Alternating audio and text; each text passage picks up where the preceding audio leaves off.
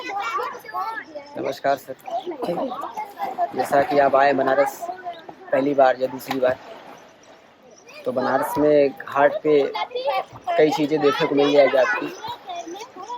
जैसे काशी में आना ही एक अपने आप में बहुत बड़ी बात है सर। लोग कहते हैं सारा तीर्थ एक बार, काशी एक सारा तीर्थ बार बार, काशी एक बार। काशी आ गया तो समझिए कि एक होता है ना, मोक्ष का द्वार जिसको बोलते हैं, केंद्र। तो हर कोई अपने जीवन में चाहता है कि एक बार काशी आना, और काशी जो आ गया समझिए उसके जीवन से आधा कष्ट दूर हो जाता है। और काशी आने के बाद क्या है कि काशी बाबा भोलेनाथ का ही नाम काशी, और उसके बाद इसका नाम वाराणसी रखा गया। तो काशी आने के बाद लोगों का ये एक होता है कि दिनचर्या की कैसे काशी में शुरुआत किया जाए, कैसे काशी में रहा जाए, कैसे यहाँ पे जीवन को अच्छे ढंग से जिया जा सके। लोग एक दिन के लिए आते हैं तो यहाँ अपना एक दिन आते कहने के लिए वीज़ा भी अगर एक दिन का लगा हो तो उसको वीज़े को भी 10 दिन के लिए करा लेते हैं, क्योंकि काशी में जीने का जो ढंग है, जो यहाँ का दिनचर्या है, जो यहाँ के लोग हैं, वो कुछ अलग है। काशी का जो एक अपने आप में जो आनंद है ना सर, काशी का हर एक आदमी, चाहे वो 2 रुपये कमाने वाला हो, चाहे वो 10 रुपये कमाने वाला हो, चाहे वो 20 रुपये कमाने वाला हो, चाहे वो 1000 रुपये लाख रुपये कमाने वाला क्यों नहीं हो, तो काशी में 1 रुपये कमाने वाला भी दिन भर मेहनत करके खुश रहता है, और 1 लाख कमाने वाला भी दिन भर मेहनत करके खुश रहता है। तो यहाँ पे एक अलग जो अनुभूति प्राप्त होती है। जैसे कि समझिए कि आप काशी आने के बाद सबसे पहले बाबा विश्वनाथ दर्शन के बाद आप शाम को गंगा आरती के बाद सुबह आप हो तो सुबह बनारस 80 घाट पे सुबह बनारस की शुरुआत होती है, सुबह 5:30 बजे। सुबह बनारस के बाद बनारस की गलियाँ, संकरी गलियाँ जो है, संकरी गलियों में काफ़ी आपको यहाँ व्यंजनों की काफ़ी प्रतिष्ठान मिल जाएंगे। सुबह बनारस का जो नाश्ता होता है, वो नाश्ते में पूरी सब्जी, जलेबी, दही, जलेबी, इसका टोटली ये बनारसी लोकल नाश्ता इसे बनारसी बोलते हैं लोग, बनारसी पूरी कचौड़ी, वो मिल जाएगा। और जो चीज़ यहाँ पे एक्चुअली जो मिष्ठान की बात करें तो मिष्ठान में से यहाँ पे मलाई गिलौरी बनती है, बनारस की सुप्रसिद्ध मिठाई है। आपको सिर्फ और सिर्फ बनारस में ही मिलेगा और दूसरा कहीं नहीं जगह मिलना है। और मिष्ठान के बाद बात करें तो बनारसी पान, बनारसी साड़ी और बनारस के घाट, यही चीज़ होता है। लोग कहते हैं कि बनारस आने के बाद कई चीज़ों का ध्यान रखा जाता है, जैसे कि राण साण सीढ़ी सन्यासी, इनसे बचे तो सेवे काशी। तो यहाँ आपको 4-5 चीज़ से मिल जाएंगे, जिनसे बचने के बाद ही हर गली में साण मिलता है, सन्यासी मिलते हैं, राण जिसको बोलते हैं कि आपसे बिना कुछ मतलब कि आपसे जुड़ जाएगा और तब तक रहेगा कि जब तक उसे कुछ फ़ायदा ना हो जाए। तो ऐसे इन लोगों को पहचानना पड़ता है सब कुछ। इनके बाद भी आपको काशी में ऐसे ऐसे लोग मिलेंगे जो हर होता है ना कि दुनिया में सब 5 उंगली बराबर नहीं, तो हर तरह के लोग बराबर नहीं मिलते हैं। तो यहाँ पे क्या है कि हर तरीके के लोग मिल जाते हैं आपसे, उस तरह आप जिस ढंग से जिस आदमी को खोजना चाहेंगे वो आदमी आपको यहाँ मिलेगा। जिस ढंग से जिस खोज में आप निकलेंगे हमको इस तरह से आदमी साथ मिलना है, तो आपको उस ढंग से आदमी मिलेगा। जैसे कि स्वयं हमारे काशी विश्वनाथ बाबा जो हैं, आप उनसे होता है कि रुद्रा अवतार में मिलेंगे तो रुद्रा भी मिलेंगे, भोले बन के मिले तो भोले से मिलेंगे। वो जितने गुण उनके हैं तो वैसे गुणकारी उनके सेवक भी यहाँ पे हैं। तो हर तरह के सेवक मिलेंगे, हर तरीके के लोग मिलेंगे। और यहाँ पे सबसे खास बात क्या है कि यहाँ पे जो लोग हैं सर, वो मीठा बोलने वाले लगे। जो आप अगर किसी जगह खड़े होकर फंस गए हो, या कहीं आपको पता नहीं मिल रहा हो, कहीं आप गुम हो गए हो, कहीं आपको कोई चीज़ रास्ता बता ना पा रहा हो, तो यहाँ काशी के लोगों की एक बात सबसे अच्छी है कि आपको पूछ लिए कि आपको गदौलिया जाना है, तो आप कैंट भी रहेंगे तो आपको हाथ पकड़ के जा करके आपको आपके होटल तक पहुंचा देंगे कि ये है काशी में, ये है। तो ठग तो चारों तरफ है, लेकिन यहाँ पे हर तरीके के लोग मिलते हैं, बसते हर तरीके के लोग। तो आपको यहाँ पे किसी तरह का टेंशन नहीं है, किसी तरह का चिंता नहीं है। होता क्या है कि अब बनारस में आप हैं तो रात को विश्राम के लिए आप घाट के किनारे होटल ले लीजिए, विश्राम और अच्छा आएगा। और दूसरी चीज़ क्या है कि यहाँ पे रात में कोई आपका डर नाम का कोई चीज़ नहीं है। पहले क्या था कि 20-25 साल पहले ये था कि लोग रात में घाट उतरने में थोड़ा संकोच करते थे कि घाट पे कोई चोरी ना हो जाए, डकैती ना पड़ जाए, ऐसा कुछ नहीं है। अब क्या है कि बनारस बहुत बदल गया है। और दूसरी चीज़ ये है कि आप रात में यहाँ पे 2 बजे रात को भी टहल सकते हैं, 4 बजे भोर में भी टहल सकते हैं, 12 बजे रात को भी आप निकल के बाहर टहल सकते हैं। और टहलने के साथ साथ यहाँ पे जो जीवन जीने का एक तरीका है सर, जो मज़ा उल्लास यहाँ पे है। हर महीने एक त्यौहार, हर महीने एक पर्व, हर दिन एक पर्व समझिए इसको बनारस में। और विशेष पर्व पे जब आप आएंगे बनारस प्रस्थान कर रहे हैं तो समझिए कि वो आप एक अलग ही दुनिया में है। बनारस में, काशी में शिवरात्रि के दिन आइए, महापर्व बाबा का, भोलेनाथ का महापर्व होता है। होली में आइए, होली यहाँ का होली कुछ अलग ही भाव प्रकट करता है। होली सबसे अलग तरीके की होली यहाँ होती है। होली तो बहुत जगह मनाया जाता है, लेकिन यहाँ की होली कुछ अलग होती है। यहाँ पे चिता भस्म होली होती है, होली के 2 दिन पहले, जहाँ पे कि महाशमशान में बैठ कर के चिता भस्म होली होती है।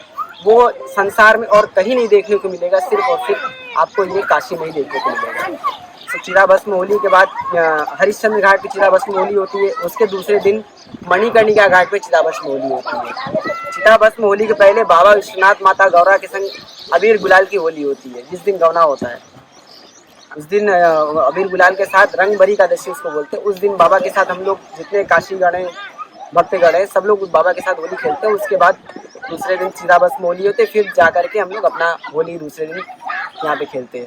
तो नॉर्मल तरीके से बात बोले तो बनारस में काफ़ी चीज़ें हैं घूमने के लिए से पर्पस चलता है। तो आपको काशी विश्वनाथ तो मेन जो आप जिसके लिए आ रहे हो तो है ही है यहाँ पे। उसके अलावा आप यहाँ जाइए संकट मोचन मंदिर। संकट मोचन मंदिर का बड़ा इतिहास है। संकट मोचन मंदिर में जो बाबा स्थापित है, संकट मोचन श्री हनुमान जी महाराज, उनको स्वयं तुलसीदास जी ने बसाया हुआ है। और वो पत्थर की कोई मूर्ति नहीं है, उनको गोबर का बना करके, उनका प्राकृतिक शरीर गोबर का बनाया करके, गोबर का बनाने के बाद उसके ऊपर सिंदूर का लेप लगाया, स्वयं तुलसीदास जी ने इसको बनाया। और तुलसीदास जी ने वो बनाने के बाद तुलसी मानस मंदिर यहाँ बसा हुआ है, जहाँ पे उस मंदिर में आपको जाने के बाद रामचरितमानस किताब उठा कर नहीं पढ़ना है। वो पूरे मंदिर में आपको पूरे भ्रमण करते हुए पूरे मंदिर पे पदचिन्ह लगे हुए हैं, पूरा आपको चिन्हित है। आप किसी एक दीवार पे खड़े हो जाएंगे, वहाँ पे पूरा रामायण एकदम श्लोक कथा सब कुछ एकदम अच्छे से लिखा हुआ पूरा याद है। और वहाँ पे जाने के बाद आपको ऐसा लगेगा कि हम कहाँ आए हैं। और मंदिर के अंदर इतना शांति है, रोड के पास मंदिर है। मंदिर के अंदर आप जाएंगे, पूरा रामायण लिखा हुआ है, वाल्मीकि रामायण, तुलसीदास रामायण, सारा उल्लेख उस पूरे मंदिर के अंदर प्रांगण मिलेगा, पूरा रामायण। और दूसरी बात, उसके बाहर निकल के ये दुर्गा माता मंदिर पड़ेगा बगल में। उसके दुर्गा माता मंदिर निकल के आप आगे आएंगे तो यहाँ पे तिलभांडेश्वर महादेव मंदिर पड़ेगा। तिलभांडेश्वर मंदिर में क्या है कि वो तिलभांडेश्वर मंदिर का इतिहास ये है कि बाबा हर साल, वो तो पहले उनको वरदान था कि वो हर दिन 1 तिल बढ़ते थे, हर दिन। तो बाद में ये हुआ कि बाबा जब आप रोज ऐसे 1 तिल बढ़ेंगे तो जगह कम पड़ जाएगा। तो उस जगह के हिसाब से फिर उनको वहाँ के स्वामी जी जो थे, जो पुजारी थे, वो उनके सपने में आए। तो फिर से उनसे वार्तालाप किया, वो बात हुआ, तो वो फिर वो उनसे विनती की है। तो बाबा इसी की बात है। तो जाकर के वो साल में जाकर के वो महाशिवरात्रि पे दिन 1 तिल बढ़ते हैं। तो उनका आकार दिन पे दिन तिल करके बढ़ता था। तो वो क्या हुआ कि वो शिवरात्रि पे 1 दिन में 1 तिल बढ़ते हैं। तो उनको जटा से बांध करके महाशिवरात्रि के दिन उनको जटा से बांध कर रखा जाता है। वो जटा सुबह उनकी टूट जाती है, वो 1 तिल बढ़ते हैं। कस के बांधा जाता है तो वो 1 तिल बढ़ जाता है। तो उनका स्वयं को बसाया गया था तिलभांडेश्वर महादेव, उनको इसीलिए बोला जाता है। तो वो 1 तिल बढ़ता है। और बाद में उसके बाद आइए तो आपको पता बाबा बटुक भैरव, ये बनारस के 11 भैरव में से वो बाल अवतार बटुक है। बटुक इसलिए बोले तो बाल अवतार काल भैरव है, तो उनको बाल बटुक इसलिए बोले थे कि वो बच्चे के अवतार में थे, तो उनको बाल बटुक बोला जाता है। तो बटुक भैरव नाथ उनका नाम है। और उनसे आगे बढ़ेंगे तो मंदिर की बात जहाँ तक करते फिर आएंगे आप काशी विश्वनाथ से आगे बढ़ेंगे तो यहाँ पे उनको बोला जाता है काशी में काल भैरव, जिनको काशी का कोतवाल कहा जाता है। अब काल भैरव दर्शन ना किए तो फिर समझिए कि आपका दर्शन का फल नहीं मिलने वाला है काशी में।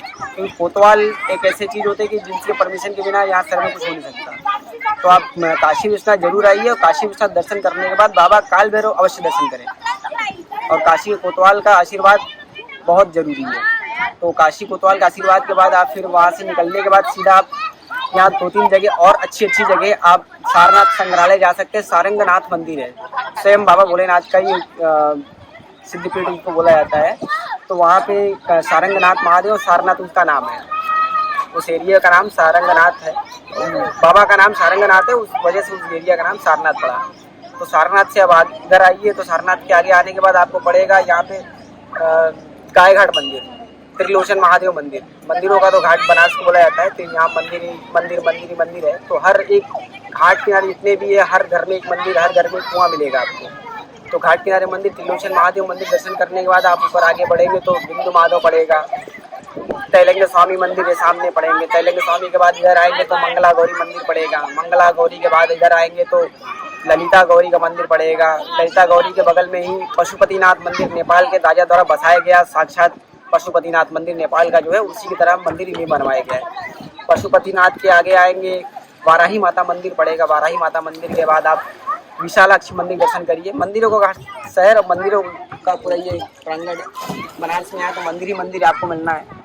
उसके बाद यहाँ के सर्व शिक्षा की राजधानी BHU महामना मदन मोहन मालवीय उनके द्वारा बसाया गया यहाँ वो पूरा यूनिवर्सिटी है। बनारस हिंदू यूनिवर्सिटी मदन मोहन महामना वाला की चीज़ है।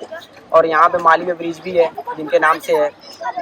और बाकी चीज़ और सबसे खास बात यह है कि बनारस में जीने का एक तरीका जो है, जो यहाँ पे बोले हम, जैसा कि आप एक दिन के लिए आ रहे हैं तो आप यहाँ एक दिन के लिए रुकेंगे जरूर, लेकिन आपका दिनचर्या इसमें ऐसा भूल जाएंगे कि लगेगा कि इस भीड़ भाड़ के जगह में भी इतनी शांति है, घाट में इतनी शांति है कि आपको लगेगा कि 10 दिन और हम यहाँ पर रह जाए। तो यहाँ पे इतना शोर शराबे के बीच में भी आपको एक अलग ही होता है कि एक मंदिर में अलग ऊर्जा प्राप्त होती है बैठने के बाद। तो ये घाट का ही एक ऐसा दिन है कि आप घाट बैठेंगे तो एक अलग मस्तिष्क शांति, कहीं शारीरिक शांति, थकावट जो होता है कि हो ना कि आप कहीं भी आप भीड़ भाड़ एरिया से निकल के आइए, कहीं भी आइए और घाट पे 10 मिनट के लिए आप सामने बैठ जाइए, सुबह में बैठ जाइए, सुबह बनारस में बैठ जाइए। उस समय जो आपको अनुभूति प्राप्त होगी तो वो एक अलग ही चीज़ दर्शाती है यहाँ पे। और काशी में एक बार जो आ गया वो समझिए कि काशी में बार बार आने की अपनी इच्छा जाहिर करता है कि काशी आए, तो फिर हर बार हर साल प्रतिवर्ष की भांति हर बार काशी आए और काशी आके काशी बाबा विश्वनाथ के दर्शन करें और जीवन को अपने साक्षात करें।